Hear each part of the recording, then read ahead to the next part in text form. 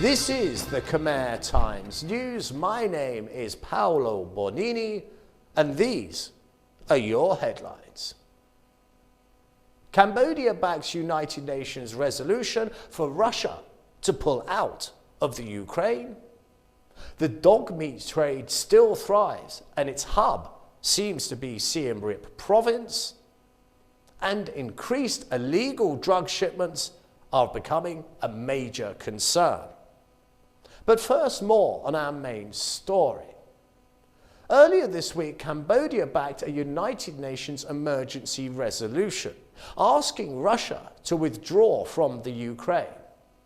A government spokesman announced Cambodia's backing for the emergency special session of the United Nations General Assembly.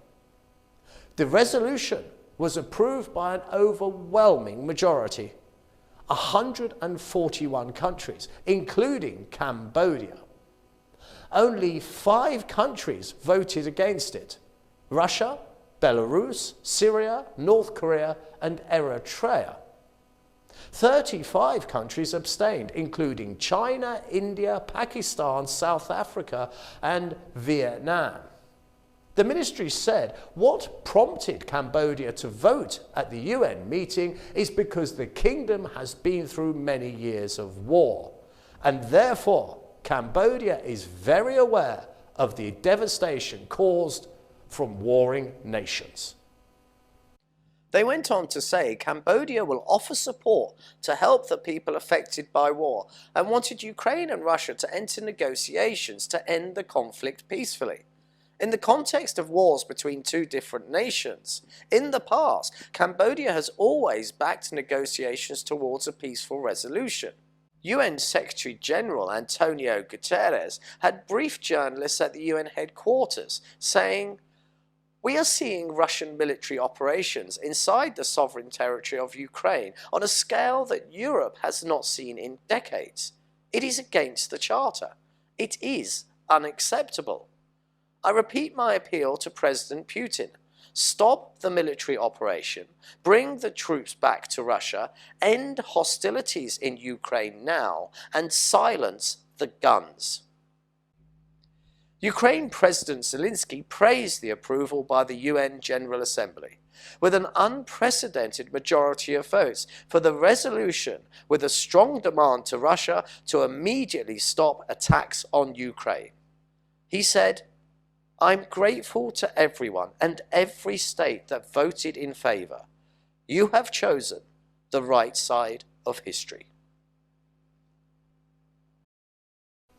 A study by a local non-government organisation, 4 Paws, revealed that at least 2 to 3 million dogs are slaughtered every year for their meat, with the main consumers being in Siem Reap province. The study also revealed that the main distributors of the dog meat for the whole country was emanating from companies operating within Siem Reap province. 4 Paws representative Thorn Ratney said that at least 30 million dogs and cats have been slaughtered for their meat. This is a truly staggering figure. She said that the provincial authorities, especially the Department of Agriculture, are now taking sterner measures to stop the slaughter of cats and dogs. Also, the business itself is not as lucrative as it once was. Yesterday, the department had informed all members of the public to stop the slaughter and sale of dog meat, and those caught doing so will be charged in court. They can be punished by law, and anyone caught buying, selling, or slaughtering dogs without permission shall be subject to a fine of 7 million riel, which is approximately $1,700. Animal Rescue Cambodia founder and director Tina Meyer said that the main supply of dog meat in many restaurants are from Siem Reap, and it is often transported to Phnom Penh for consumption. For decades, dogs in Cambodia have played an important role in mine detection, national security, as well as being loyal companions. But despite the special relationships between man and dog, millions of dogs are still being stolen, traded, transported, and slaughtered for their meat every year. The endorsement of any of these laws to protect these animals is most welcome.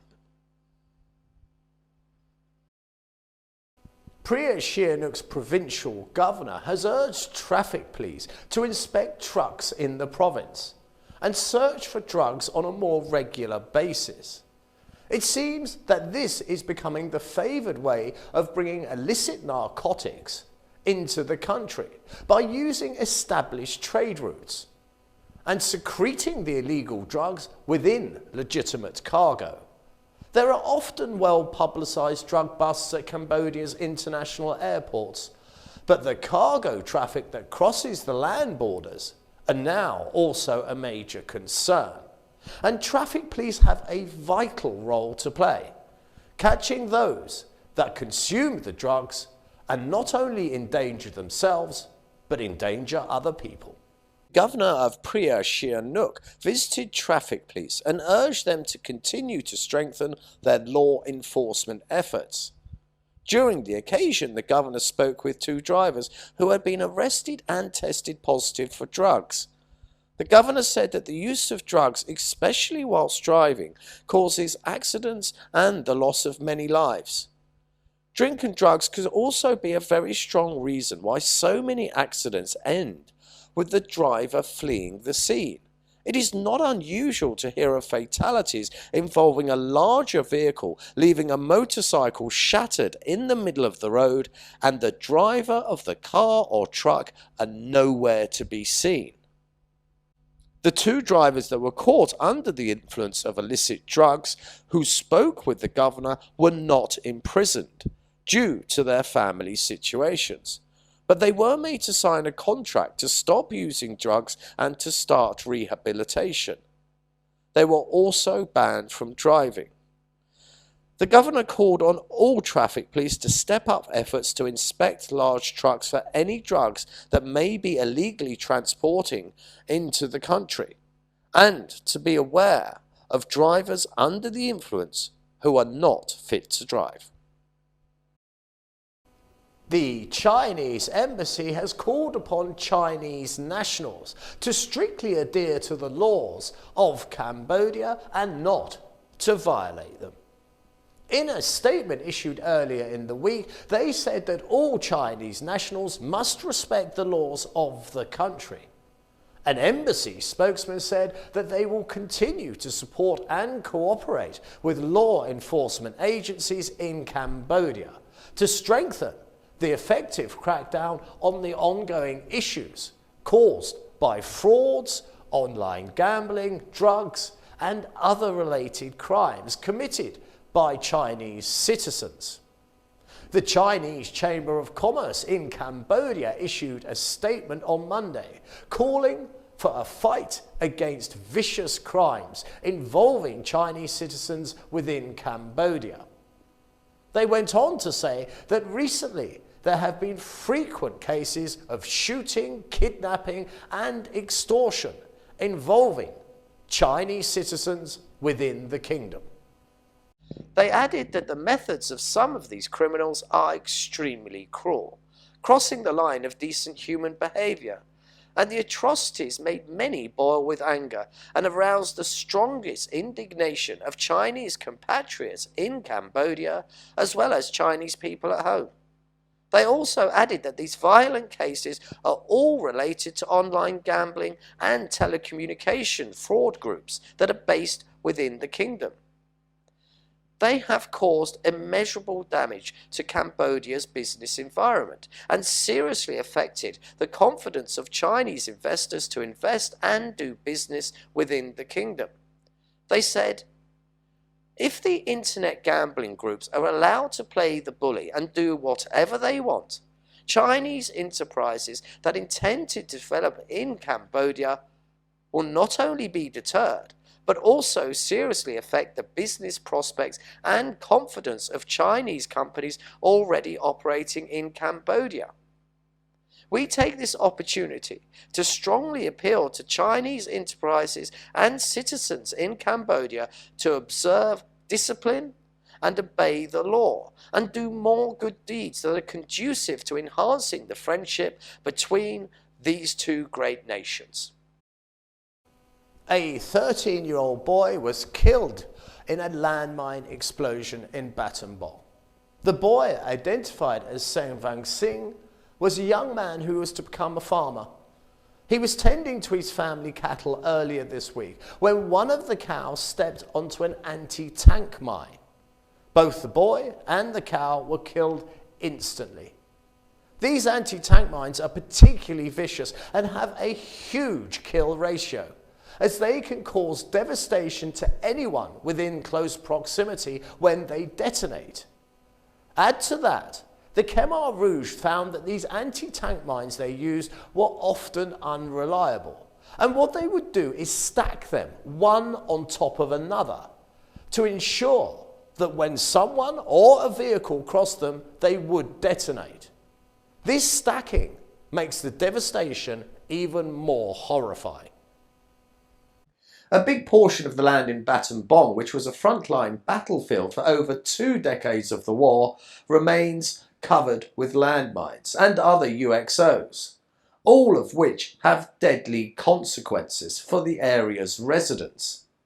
According to the authorities, from 1979 to 2021, explosive remnants of war have killed, handicapped and injured about 15,289 people in Battambang province alone. That calculates at almost exactly 1 person every single day in Battambang that is involved in an explosive incident. This situation was highlighted last year when police, together with Cambodian Mine Action Centre, removed 4,000 anti-aircraft shells which were found buried alongside a Buddhist pagoda in the same region. That discovery was made when a group of monks who were staying at the local pagoda were digging to build a new toilet, and they were horrified when they discovered 16 full cases of the unexploded rockets. The threat is still very real, and the sad loss of yet another young life is a terrible reminder of a war that ended long ago. Now it's time to look at our sports news.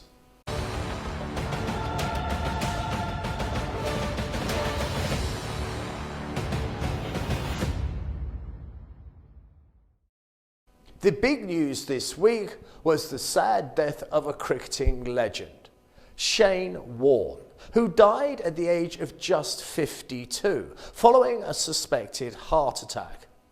The news has shocked the sporting world. Warne was the king of spin, a lovable character whose stellar career was hit by many a controversy. Warne was called up to train initially with the Australian Cricket Academy in 1990. He made his first Test debut for Australia against India in Sydney in 92. In 1994, he made history against England by becoming the first person in 91 years to take a hat-trick in the Ashes Test series. A true cricketing great. Now let's have a quick look at the Premier League in England. And what we see is not an awful lot of change due to championship matches being played. The main battle seems to be between Arsenal and Chelsea for 3rd place. Arsenal have won all of their last 5 games, but Chelsea dropped their last, which means there's now only 5 points in it as to who will claim 3rd position. Further down the table, there's not an awful lot of movement. Wolves, Southampton and my team, Crystal Palace, still all in the same positions. Now let's take a look at the weather and see what we can expect for the upcoming week. And what we see is an absolute roller coaster, slumping down into the 70s come this weekend. But as the week continues, we're up into the 80s and even into the 90s. And that humidity will hit its peak come Tuesday or Wednesday, when we can expect thunderstorms across the country. This has been the Khmer Times News. You can contact myself at the studio by mailing us at ktnewsstudio@gmail.com. Please do subscribe and comment and stay up to date with all the breaking news by downloading our app from your app store.